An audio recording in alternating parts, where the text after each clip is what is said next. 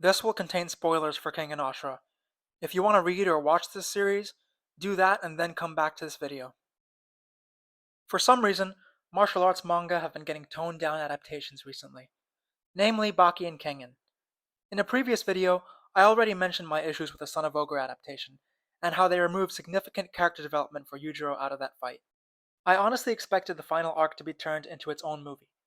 After all, we've seen how Ufotable elevated Demon Slayer to new heights through the Infinity Train movie.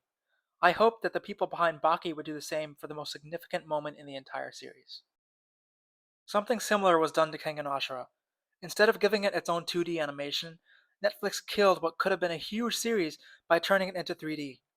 What's weird about it is that it does have 2D sections for flashbacks and stuff, but they're all still images that look like slideshows.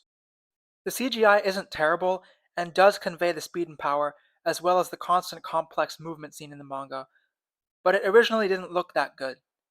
With each new season, there were improvements, probably due to an additional budget, but I really think it was super janky at the start. On its own as a manga, Kengan Ashura is great. It motivated me to branch out from boxing and explore more martial arts like Muay Thai, Jiu-Jitsu, and Judo. Sandro and Daro clearly had a consultant on hand to show them proper form for the stuff they drew. For anyone who hasn't heard of Kengan Ashura, it's a series that follows an average Japanese salaryman as he's plunged into a world of underground fights.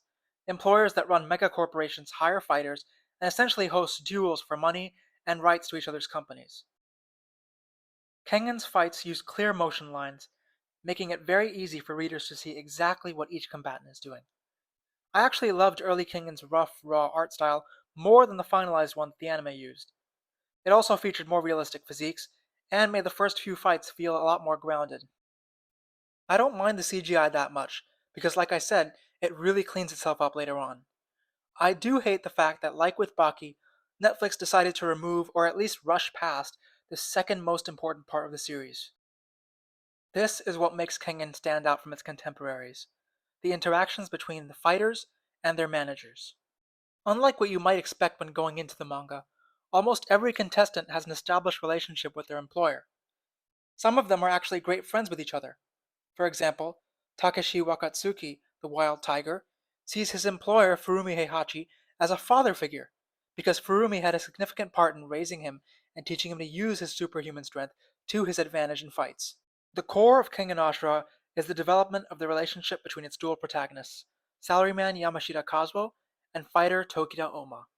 It shows how Kazuo transforms from a meek, timid failure of a man into someone more like Oma.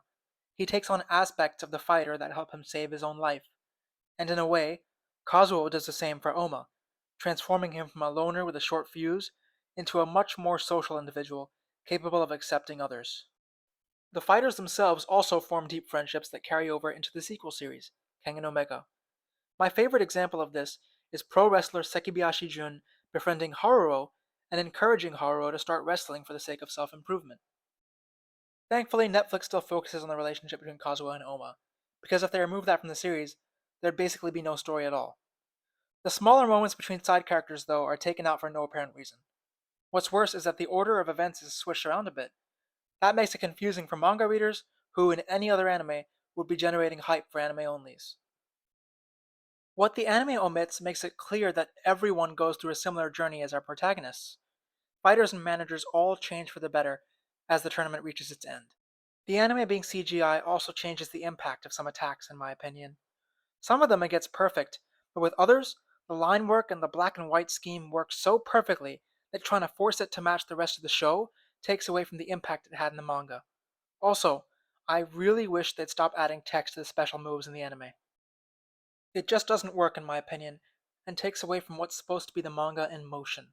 In the manga, we have time to actually read the names of the moves and appreciate the text as being part of the panels. It shouldn't happen in the anime, where it starts taking up a huge portion of the screen. The one fight I was scared they'd screw up most was Oma versus Kuroki. The final uppercut that Oma launches was fantastic because they got as close as possible to the manga version of that panel, line art and paint splotches included. I can't stress enough how different the manga feels to the anime. And the reason that the final fight feels amazing to watch is because it's the closest that the series ever got to emulating the manga. The manga can seriously be thought of as a separate series. Even if you watch the show, go back and read it. Doing the opposite feels like a downgrade. For my next video, I'm going to talk about the martial arts manga Holy Land, why I love it, and why it seriously needs an adaptation. See you all next time.